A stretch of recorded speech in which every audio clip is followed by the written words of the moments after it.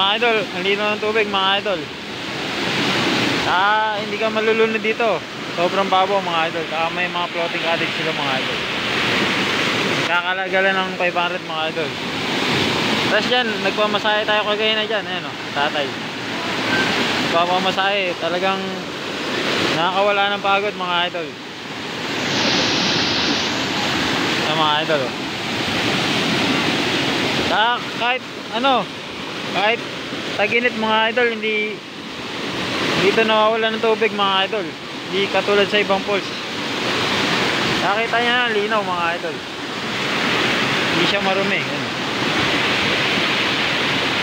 Ang ganda ng view mga idol.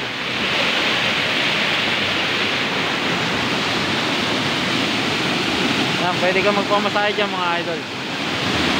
Ganda yan sa taas, may mga mini falls pa dun.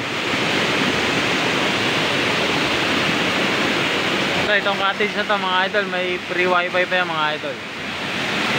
Nagkakalaga lang ano, 500 mga idol. So binisikleta pa natin to ng ano, Valenzuela to Kalawan mga idol. Sobrang laki ng biyahe. Pero sulit naman yung pagod ko mga idol. Sulit yung pagod ng ano, biyaheros mga idol. Talagang nasulit yung pagod ko dyan sa falls na yan. Talagang nawala yung pagod ko yung nagpamasaya ko dyan mga idol. Yung Talon Falls o tinatawag na ano, Bayumbong Falls mga idol.